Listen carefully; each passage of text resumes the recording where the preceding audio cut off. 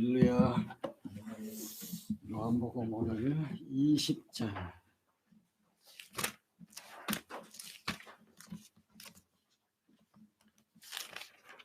24절에서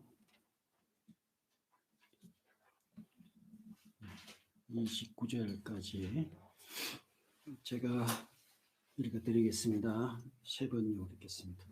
12 제자 가운데 하나로서 쌍둥이라고 불리는 도마는 예수께서 오셨을 때 그들과 함께 있지 않았다. 다른 제자들이 그에게 우리는 주님을 보았소 하고 말하였으나 도마는 그들에게 나는 내 눈으로 그의 손에 있는 못자국을 보고 내 손가락을 그 못자국에 넣어보고 또 내 손을 그의 옆구리에 넣어보지 않고서는 믿지 못하겠소 하고 말하였다. 여들의 뒤에 제자들이 다시 집안에 모여 있었는데 도마도 함께 있었다. 문이 잠겨 있었으나 예수께서 와서 그들 가운데로 들어서셔서 너에게 평화가 있기를 하고 인사말을 하셨다. 그리고 나서 도마에게 말씀하셨다. 네 손가락을 이리 내밀어서 내 손을 만져보고 내 손을 내 옆구리에 넣어보아라. 그래서 의심을 떨쳐버리고 믿음을 가져라. 도마가 예수께 대답하기를 나의 주님 나의 하나님 하니 예수께서 도마에게 말씀하셨다. 너는 나를 보았기 때문에 믿느냐? 나를 보지 않고도 믿는 사람은 복이 있다. 아멘. 오늘 부활절 기독교 최대 명절이기도 합니다만 부활절 아침인데 이 부활이라는 말은 한자로 다시 사셨다. 문자가 다시 사셨다는 뜻이죠. 예수께서 십자가에 죽으시고 무덤에 장사 지냈다가 사흘 만에 다시 살아나셨습니다. 부활은 우리 사람이 지어낸 어떤 판타지나 이야기가 아니라 역사적으로 일어난 역사적인 사건으로서 우리 구원의 본질을 이루는 중요한 말씀입니다. 아마 그 앞부분에서 우리가 그 십자가에 대한 이야기를 보고 넘어왔어요. 오늘 부활절이라서 좀 땡겨서 부활에 대한 내용을 이제 살펴보겠는데 죽은 사람이 다시 산다는 것 한번 생각해 보세요. 죽었던 사람이 다시 살아났다. 인간의 상식으로는 쉽게 잘 믿어지지 않는 그런 이야기입니다. 실제로 예수님을 3년간이나 따라다녔던 그 제자 중에도 부활의 사실을 믿지 못하고 받아들이지 못한 사람이 오늘 있었죠. 그 내용이 바로 오늘 본문의 이야기입니다. 주님께서 부활하시고 그날 밤에 제자들이 모인 자리에 주님이 나타나셨죠. 그리고 제자들에게 그 두 손과 옆구리의 상처를 보여주면서 부활의 사실을 확정시켜 주셨습니다. 주님이 손을 보여주고 옆구리 상처를 보여주면서 부활의 사실을 확정시켜 주셨는데 문제는 그날 밤에 빠진 사람이 한 사람이 있었어요. 언제나 빠진 사람이 문제를 일으키더라고요. 예배에 빠진 사람이 이 그날 밤에 모임에 빠진 제자 중에 한 사람이 바로 누굽니까? 그것도 부엌칼이 아니고 도마입니다. 이 도마가 빠졌는데 이 주님의 부활을 직접 목격했던 제자들 얼마나 감격스럽겠습니까? 죽었던 예수님이 부활하셔가지고 찾아왔으니까 이건 누가 이야기 하지 마라 해도 그냥 있을 수 없는 사건입니다. 이게 누구에게 제일 먼저 달려가겠어요? 그러다 빠졌던 도마에게 달려가지 않았겠습니까? 감격해가지고 도마야 지금 예수님이 정말 살아나셨다. 예수님 부활하셨다. 우리가 만났다. 막 흥분해가지고 아마 제자들이 도마에게 이 사실을 이야기했을 거예요. 그런데 도마는 뭐라고 이야기합니까? 나는 내 눈으로 내 손으로 있는 손에 있는 그 못자국을 보고 내 손가락을 그 못자국에 넣어보고 또 내 손을 그의 옆구리에 넣어보지 않고서는 믿지 못하겠어. 참 대단합니다. 제자들이 와가지고 몰려와가 도마에게 예수님 살아났다고 이야기하는데 우리가 만났다. 직접 만났다. 우리 눈으로 직접 봤다. 이렇게 이야기하는데 도마는 내가 내 손으로 직접 예수님 옆구리에 그 손 넣어보고 예수님 그 못자국에 손 넣어보지 않고 난 못 믿겠어. 이렇게 이야기했죠. 근데 여덟의 뒤에니까 아마 다시 일주일 뒤죠. 그 다음 주일에 제자들이 모인 자리에 부활하신 주님께서 다시 나타나셨습니다. 그리고 도마에게 이렇게 말씀하십니다. 네 손가락을 이리 내밀어서 내 손을 만져보고 네 손을 내 옆구리에 넣어 보아라. 그래서 의심을 떨쳐버리고 믿음을 가져라. 아멘. 주님께서 의심을 떨쳐버리고 믿음을 가져라. 그러자 도마가 뭐라고 말합니까? 아마 도마가 내가 성경에는 기록 안 되지만 무릎을 팍 꿇었을 거예요. 나의 주님, 나의 하나님이십니다. 아멘. 나의 주님, 당신은 정말 나의 주님이시고 바로 당신은 진짜 하나님이십니다. 아멘. 이 고백을 한 거예요. 그래서 예수님께서 뭐라고 하셨어요? 너는 나를 보았기 때문에 믿느냐? 나를 보지 않고도 믿는 사람은 복이 있다. 이렇게 말씀하셨죠. 요 내용과 이 여호와라는 그 이름 제가 부로오로 만들어놨죠. 이걸 연계시켜 보면 참 재미가 있어요. 거기 한번 부로오 내용을 하나님의 이름 여호와에 대해서 한번 살펴보겠습니다. 여호와는 구약에 6,823번, 23번 나오는데 유대인들은 하나님의 이름을 망령되이 걸지 말라는 출애굽기 그러니까 십계명의 내용을 그들은 근거해서 이 하나님의 이름을 함부로 부르지 않습니다. 하나님의 이름이 나오면은 하나님 그 여호와라는 이름이 나오면은 그 대신에 여호와 이름 대신에 아도나이로 불렀습니다. 아도나이 주님이라는 뜻이죠. 우리 보통 이제 번역 새 번역에서도 보면은 여호와라는 이름 대신에 주님으로 번역을 했죠. 아도나이로 읽었는데 이렇게 하다 보니까 이제 시간이 점점 지나면서 그 여호와라는 이름을 읽을 수 없게 되어버렸습니다. 그러니까 이제 원래 이제 그 히브리어 성경은 자음만 있고 모음이 없거든요. 그러니까 이걸 읽지 않으니까 어떻게 읽는지를 잃어버렸어요. 그리고 의미도 사실은 잃어버리게 되죠. 그래서 이 여호와라는 말은 네 글자, 그러니까 네 자음만 남았습니다. 네 자음만 남았는데 요 네 자음에다가 아도나이라는 이제 거기 있는 모음을 떼가지고 붙인 것이 여호와입니다. 여호와. 이 신학자들은 아마 원래 발음이 뭘까? 야훼가 아닐까 그렇게 이제 이야기를 합니다. 그러니까 정확한 거는 모릅니다. 그렇게 지금 우리가 여호와여 하고 이제 뭐 기도할 때 부르죠. 여호와라는 말은 원래 있는 자음에다가 아도나이의 모음을 가져다 붙여서 부른 것이 여호와라는 이름인데 이 여호와라는 이름의 뜻은 무엇일까? 우리 출애굽기 보면은 잘 나타나 있죠. 모세가 하나님께 아뢰었다. 내가 이스라엘 자손에게 가서 네 조상의 하나님께서 나를 너에게 보내셨다 하고 말하면 그들이 저에게 그 이름이 무엇이냐 하고 물을 터인데 제가 그들에게 무엇이라고 대답해야 합니까? 하나님이 모세에게 대답하셨다. 나는 곧 나다. I am입니까? I am으로 표현했어요. 나는 곧 나다. 하나님이 자기 이름을 나는 곧 나다. 너는 이스라엘 자손에게 이르기를 나라고 하는 분이 너를 그들에게 보냈다고 하여라. 하나님이 다시 모세에게 말씀하셨다. 너는 이스라엘 자손에게 이르기를 여호와 너희 조상의 하나님 곧 아브라함의 하나님 이삭의 하나님 야곱의 하나님이 나를 너희에게 보내셨다 하여라.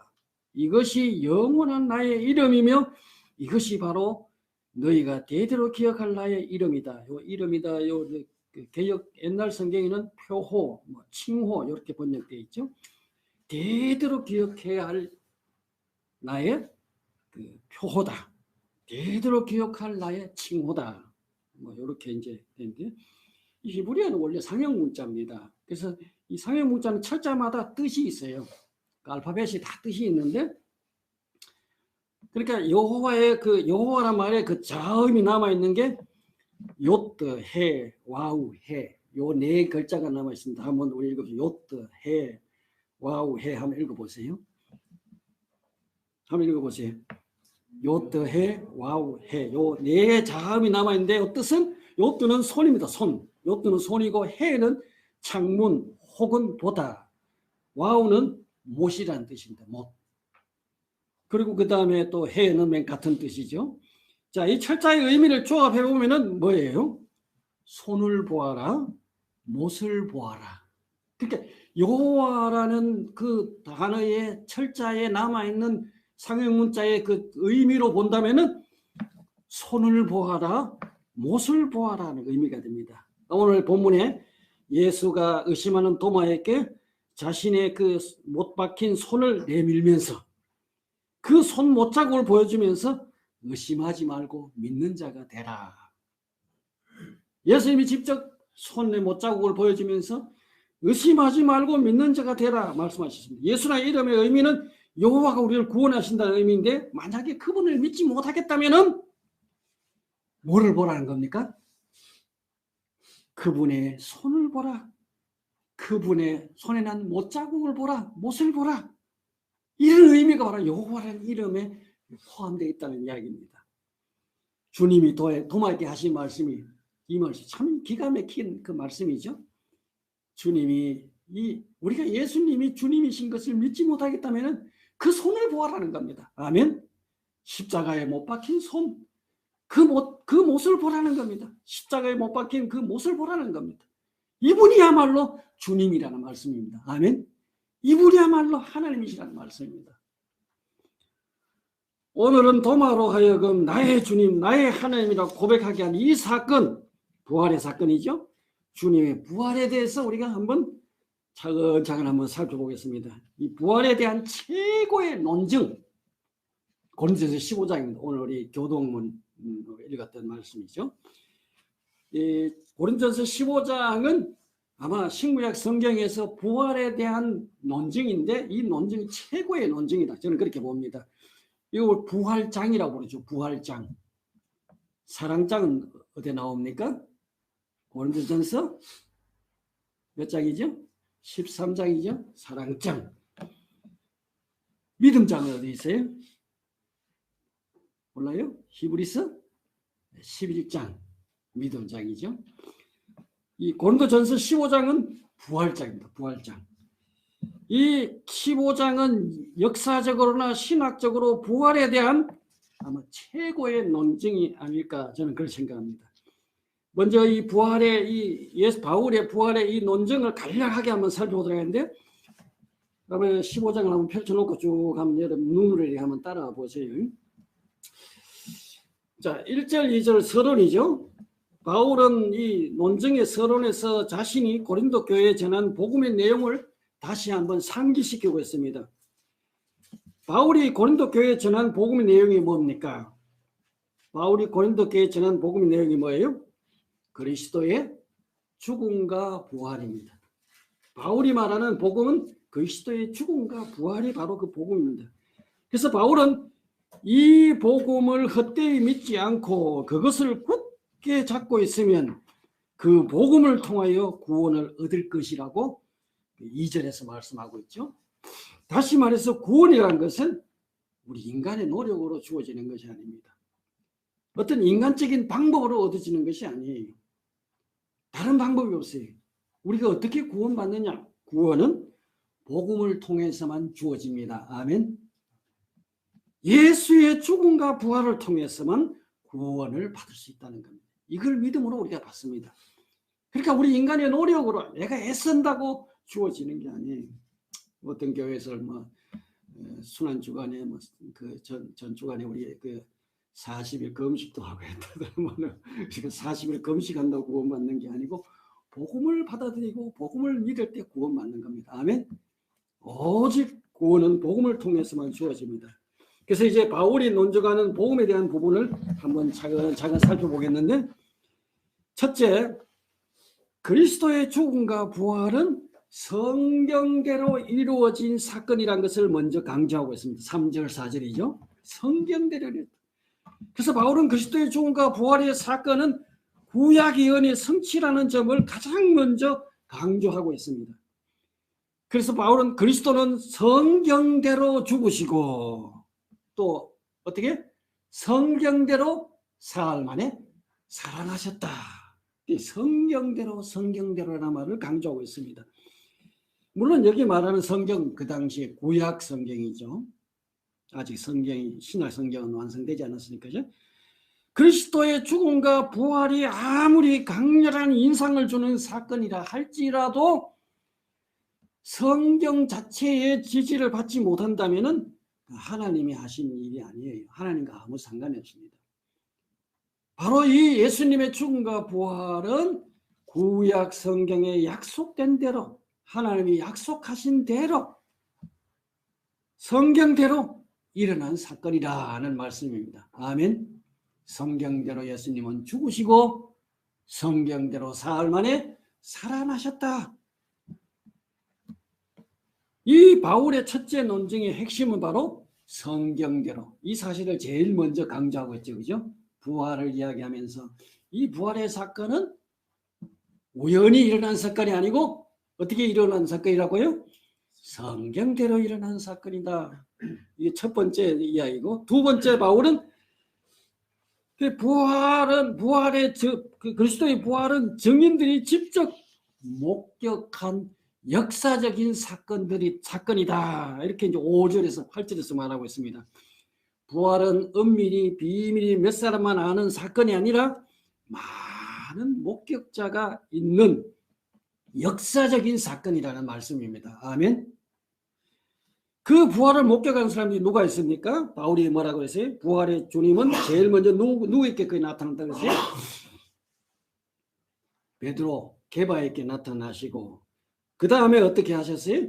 12제자에게, 우리가 잘 아는 대로 부활하신 그날 밤에, 첫날 밤에 11제자, 도마가 빠졌으니까, 그치? 11제자, 그 다음 주에는 도마도 포함된 12제자에게 나타나셨죠? 그 후에 500명이 넘는 많은 사람 앞에서 일시에, 아마 500명이니까 엄청난 숫자죠. 그들 앞에 부활하신 주님이 일시에 나타났다고 바울은 증거하고 있습니다. 그 다음에 또 누구에게 나타났어요?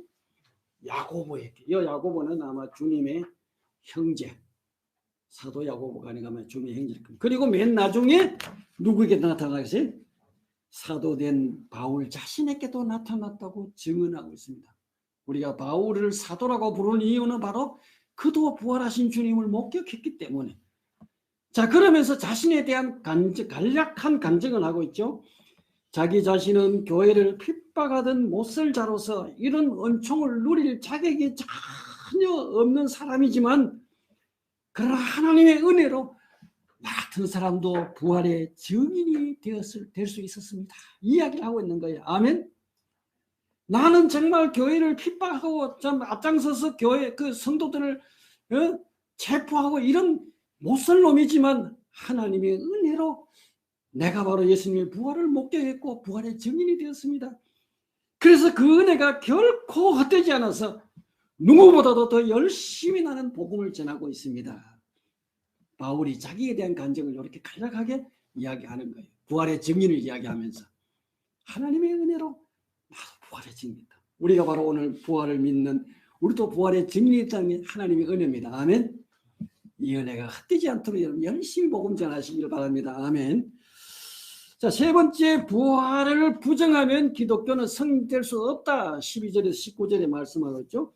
이 고린도 교인 중에서는 그리스도의 부활을 부정하는 사람이 조금 있었어요. 바울은 이렇게 이제 가정법을 사용하죠. 죽은 사람의 부활이 없다면 하는 말로 가정법을 사용해서 이 부활을 부정하면 어떻게 되는지 말씀하고 있습니다.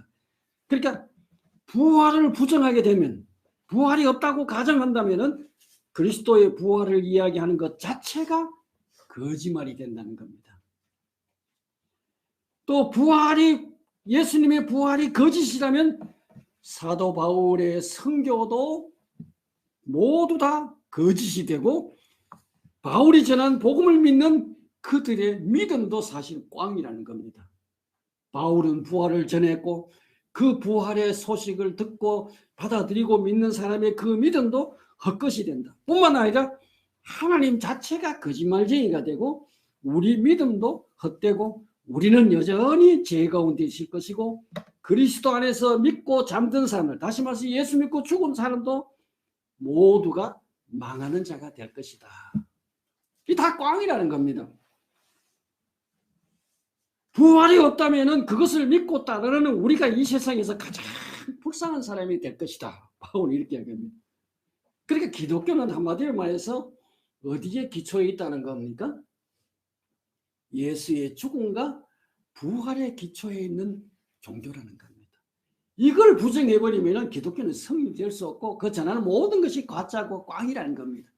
부활이 없다면 목사들이야말로 세상에 제일 가는 뭐예요?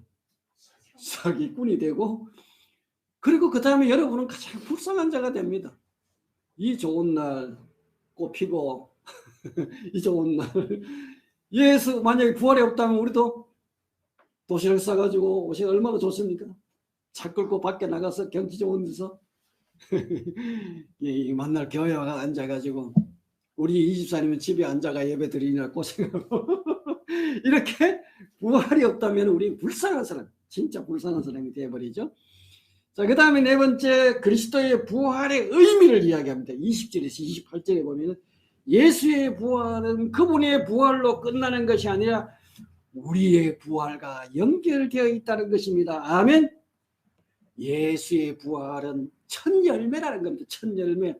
아담 한 사람으로 말미암아 모든 사람에게 죽음이 들어고쳐 그리스도를 통해서 부활이 왔다는 것입니다. 그렇다면 부활의 순서가 어떻게 되느냐? 첫째는 첫 열매인 그리스도. 사과나무 한 그루를 다 심었어요. 한 3년 지나고 딸랑 열매 하나가 맺었습니다. 첫 열매가 맺었어요. 그러면 내년에 열매가 맺을까요? 안 맺을까요? 맺습니다. 첫 열매가 보니까 다음에 같은 열매가 또 맺는다 이 말입니다. 예수님이 바로 부활의 첫 열매가 되신 거예요.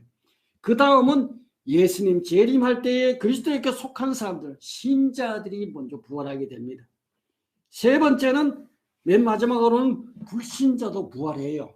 예수 안 믿는 사람도 부활합니다. 할렐루야. 근데 어떤 부활이냐? 심판의 부활입니다. 아멘. 그냥 죽음으로 끝나는 것이 아니고 예수 안 믿는 사람들도 다 살아나서 부활해서 하나님 앞에 심판받고 그리고 멸망으로 갑니다. 아멘. 무서운 거예요. 다섯 번째로 부활은 우리가 겪는 현실적인 어려움을 극복하는 동기가 된다고 29절에서 34절에 바울이 이야기합니다. 우리에게는 이런 부활의 소망이 있기 때문에 초대교회 성도들이 극한 고난과 고통도 참고 견딜 수 있다는 것입니다. 만일 이런 소망이 없다면 어떻게 살아야 되느냐? 만약에 부활이 없다. 예수의 부활이 거짓말이다.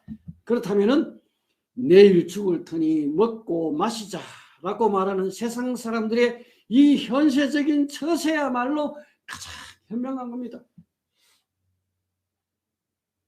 세상 사람들 흔히 그런 이야기 하더라고 보니. 썩을 몸뚱아리. 뭘 아끼느냐. 지 하고 싶은 대로 그냥 내일 죽을 것이니 오늘 먹고 마시자. 이게 이 세상 사람들의 철학이에요. 내일 죽을 것이니 오늘 좋은 거 먹고 좋은 거 마시고 하고 싶은 거 하고. 그러나 부활의 소망을 가진 사람은 그렇지 않습니다. 그렇게 살아서 안 되죠. 우리는 내일이 있어요. 아멘. 부활의 소망이 있어요. 예수님이 부활하셨기 때문에 우리도 부활한다. 할렐루야. 이 사실을 바울이 다섯 번째로 강조하고요. 그 다음 여섯 번째, 그렇다면 우리의 부활은 구체적으로 어떤 모습으로 이루어지느냐. 36절에서 49절에서 말하고 있습니다. 고린도 교회 교인들은 성도의 부활에 대해서 질문이 많았습니다.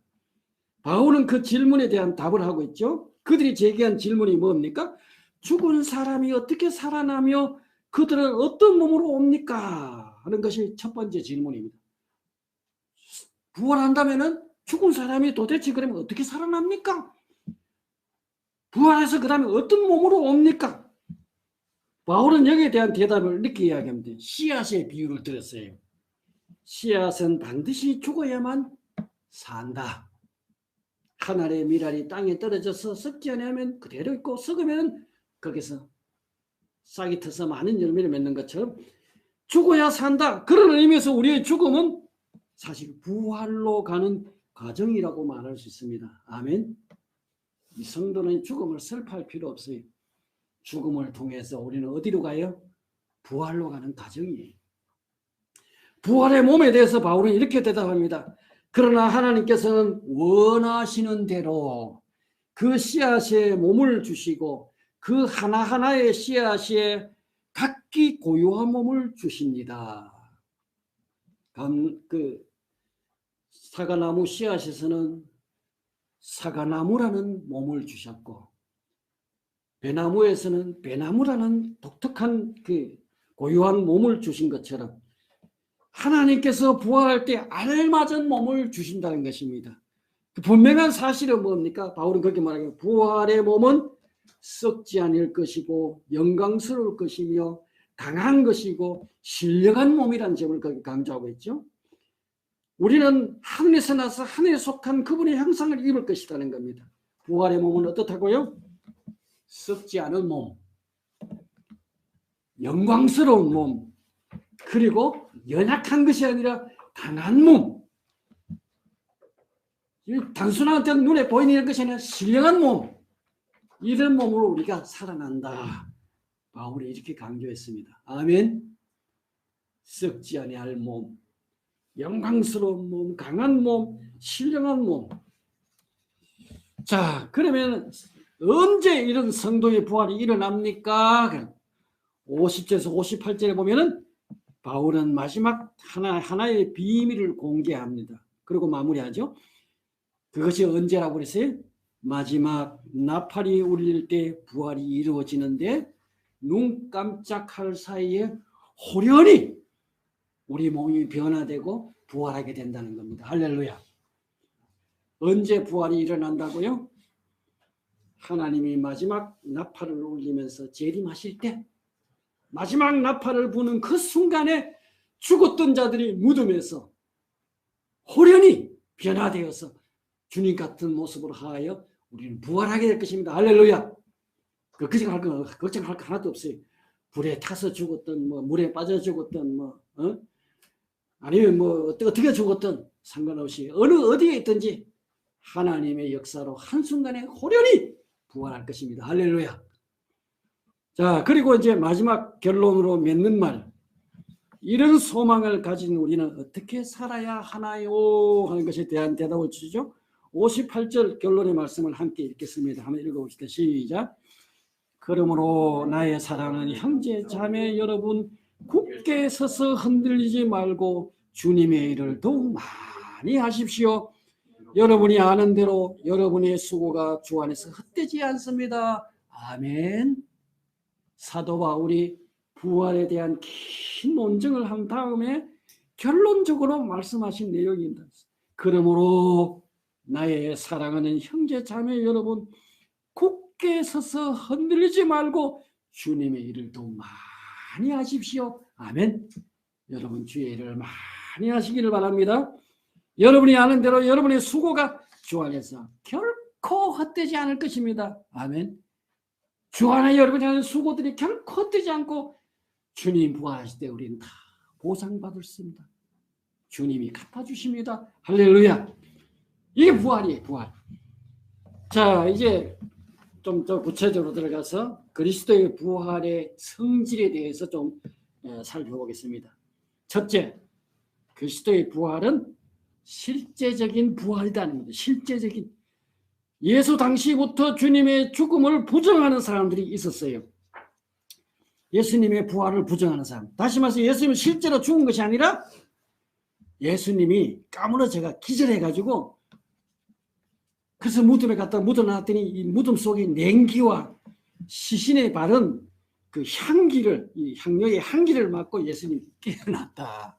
이래 주장하는 사람들이 있었습니다. 이들의 주장은 그리스도에 대한 불신에서 나온 거짓말에 불과하죠. 그리스도는 실제로 예루살렘 성문 밖 골고다 언덕에서 십자가에 못 박혀 죽으셨습니다. 역사적인 사실입니다. 로마 군병들에 의해서 그의 죽음은 확인되어졌습니다. 옆구리에 창을 찔러서 죽음을 확인하고 예수님을 적대자들의 제안으로 무덤에 장사 지낸 다음에 큰 돌로 입구를 막아서 그 누구도 옮길 수 없도록 봉인, 도장을 찍어서 누구도 움직일 수 없는 이렇게 철저했습니다. 그 예수님의 무덤에 이렇게 큰 돌로 맞고 봉인하는 것은 예수의 적대자들이 제안한 내용에 의해서 이루어진 거예요. 그뿐 아니라 유대인들의 요청으로 로마 군병을 동원해서 예수님이 살아난다고 이야기했으니까 사흘간 직접 지키기까지 하였습니다. 그러나 그리스도는 사흘 만에 다시 살아나셨고 천사가 그 돌문을 옮기셨다고 성경에 기록하였습니다. 그분의 무덤을 지키던 군병들은 혼비백산 도망쳤습니다. 이것은 명백한 역사적인 사건입니다. 그분의 죽음이 가짜라면은, 그분의 부활이 가짜라면은 그 당시 반대자들이 왜 예수의 시선을 내보이지 못했느냐 이 말입니다. 권력을 지닌 자들이 그들이고 모든 실권을 쥐고 있는 그들인데 왜 이 헛소문을 잠재우기 위해서 예수의 죽음을 시체를 왜 내보이지 못했냐 말입니다. 그리고 그 무거운 돌을 한두 사람이 움직일 수 있는 돌이 아닙니다. 몇 톤이 되는 이 돌문을 누가 옮긴느냐는 겁니다. 합리적인 대답이 안 되죠. 그리스도의 부활은 실제적인 부활이다 이 말입니다.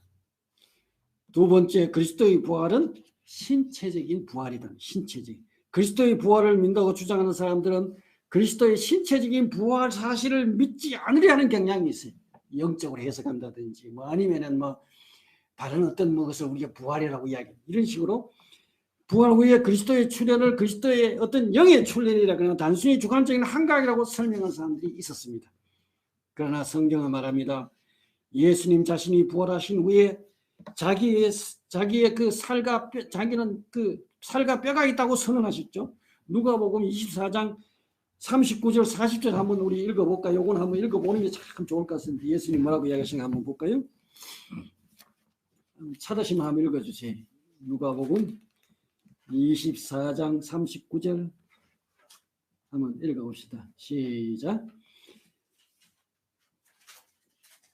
찾으셨어요? 제가 읽어볼까요? 내 손과 내 발을 보아라. 바로 나다. 바로 나다. 이게 굉장한 이야기예요. 에고 에미. 이게 바로 그 출애굽에 나오는 바로 여호와에 나오는 나는 나다. 나를 만져보아라. 유령은 살과 뼈가 없지만 너희가 보다시피 나는 뭐가 있다고요? 살과 뼈가 있다. 아멘. 예수님께서 부활하신 후에 제자들에게 나타나가지고 직접 말씀하시기를 유령은 살과 뼈가 없지만 자 만져봐라. 나는 살과 뼈가 있다. 할렐루야. 예수님의 부활은 신체적인 부활입니다. 마태는 부활 아침에 그리스도를 만났던 여인들이 그리스도의 발을 붙잡았다고 마태복음에 기록하고 있습니다. 다윗은 미리 성령에 의해서 예언하기를 그리스도의 육체가 썩지 아니한다고 말씀을 기록했습니다. 실제로 그리스도의 무덤은 텅 비어 있었고 무덤 속에 옷들이 그대로 있었음이 제자들에 의해서 확인되었습니다. 그리고 부활하신 그리스도께서 제자들 앞에 나타나서 그들이 보는 앞에서 음식을 드셨습니다. 여기 먹을 것이 없느냐?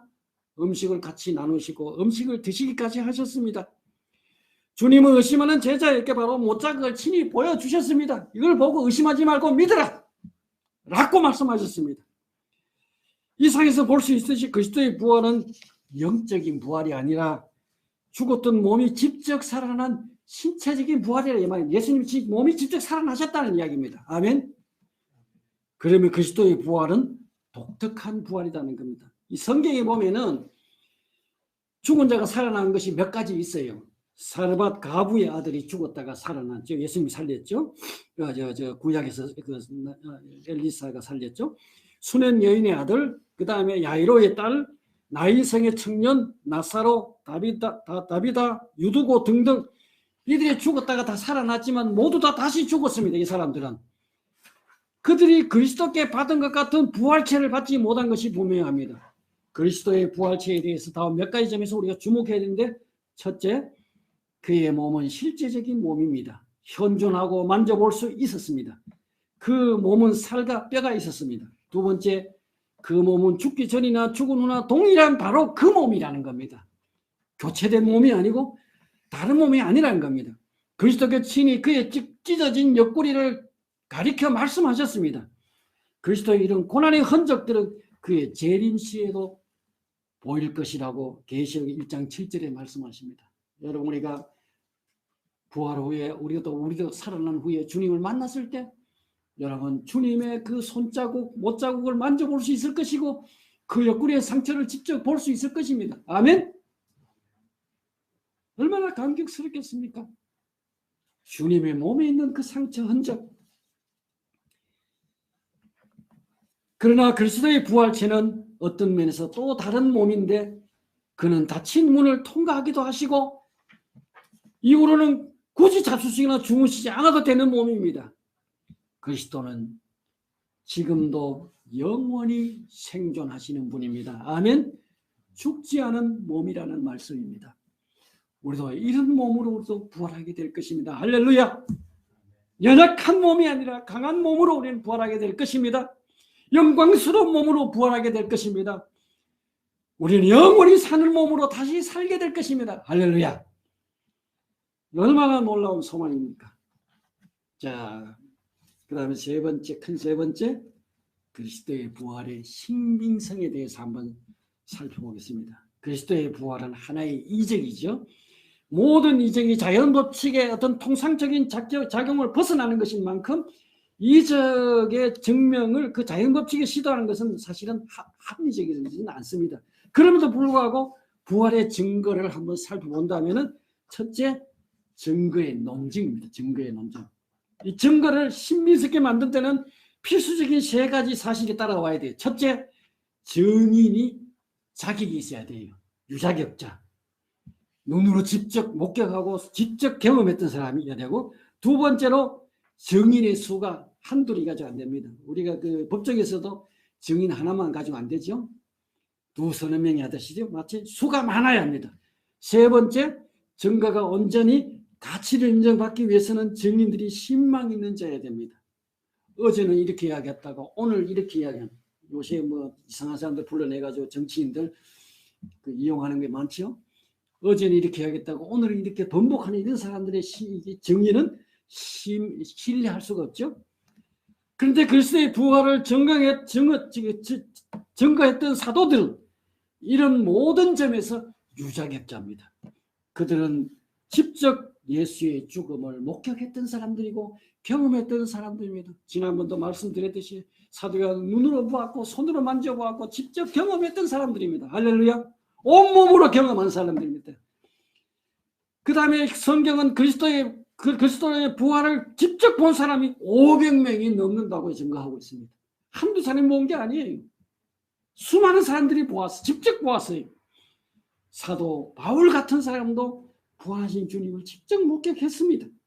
뿐만 아니라 그 증인의 인격을 살펴보더라도 누구도 그 당시 이들에 대해서 인격에 대해서 비난을 퍼부은 사람이 없습니다. 사도들의 어떤 도덕적인 것을 흠잡는 사람이 없었습니다. 그리스도의 부활의 증인들은 믿을 수 있는 사람들입니다. 아멘. 예수님은 지난번에 이야기했듯이 예수님은 자신에 대해서 한 줄의 글도 남긴 적이 없어요. 동영상도 남긴 것이 없어요. 오직 자신의 증인들을 남겨주셨습니다. 아멘. 이 사도들을 통해서 오늘 우리에게 부활의 사실을 증거해 주셨습니다. 보지 않고 믿는 자가 복되도다. 할렐루야. 오늘 이 사실을 우리는 받아들이고 믿어야 됩니다. 그 다음에 인간율의 논증이 있습니다. 기독교 역사 속에서 그리스도의 신체적 부활을 뒷받침하는 수많은 결과들이 있는데 첫째, 빈 무덤입니다. 빈 무덤. 성경은 무덤이 비었다고 말합니다. 분명히 이것이 진실이 아니라면 반대자들은 제자들을 속이는 자들하고 보여주면서 빈 무덤이 아니라는 것을 보여주기만 하면 되는 겁니다. 군병들이 졸고 있을 때에 예수의 제자들이 와가지고 훔쳐갔습니다. 이렇게 변명했죠. 그걸 왜 못 밝혀냅니까? 그들의 거짓말은 진실을 가릴 수가 없어요. 두 번째로 주의 날입니다. 주의 날. 안식 교도들은 일주일의 준수는 그리스도 이후 수세기를 경과하면서 이교도인 로마인들로부터 시작되었다고 주장합니다만 그것은 사실이 아닙니다. 주의 날은 사도들로부터 더불어서 시작된 것이지 이교도나 로마에 의해서 시작된 것이 아닙니다. 주목해야 할 만한 사실은 이 사도들도 유대인입니다. 유대인들은 제7일 안식일을 지킨다는 것은 에덴 동산에서부터 시작된 것이기 때문에 그들은 하나님과 언약의 표로 준 것인 만큼 유대인들은 안식일을 준수하는 것을 거친 이고 돌아선 일이 없습니다. 그들은 철저하게 안식일을 준수합니다. 유대인들은 안식일을 잘 지키기 위해서 몇천 가지가 남는 다른 어떤 그 항목들을 만들어가 그 안식일에 목숨을 겁니다. 그런데 그 유대인들이 예수 믿는 제자들이 어떻게 그들 새로운 날을 정할 수 있었겠습니까? 그 주일의 기원은 그리스도의 부활입니다. 아멘. 안식 후 첫날 그리스도께서 살아나셨다. 할렐루야. 그래서 주님의 부활하신 그 날을 기념하여 자연스럽게 교회는 안식 주일을 지키게 되었습니다. 아멘. 죽은 그리스도의 죽은 자 가운데 부활하신 사건만이 안식일을 지키던 유대인들이 주일로 변경될 수 있는 것을 합리적으로 설명할 수 있는 유일한 길입니다. 셋째로 기독교가 신체적인 부활을 설명해 줍니다.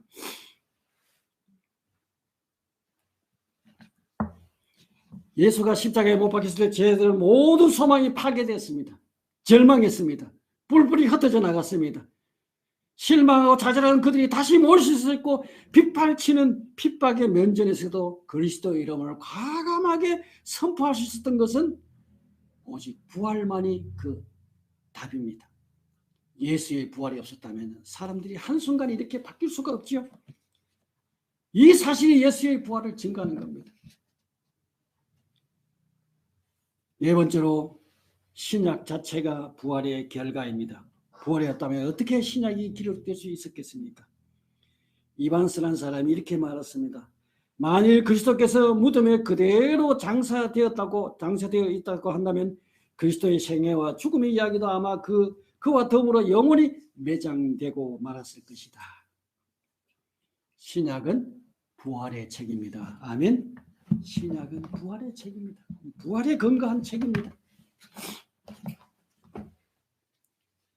마지막 이제 부활의 결과에 대해서만 간단하게 증거하고 마무리하도록 하겠습니다.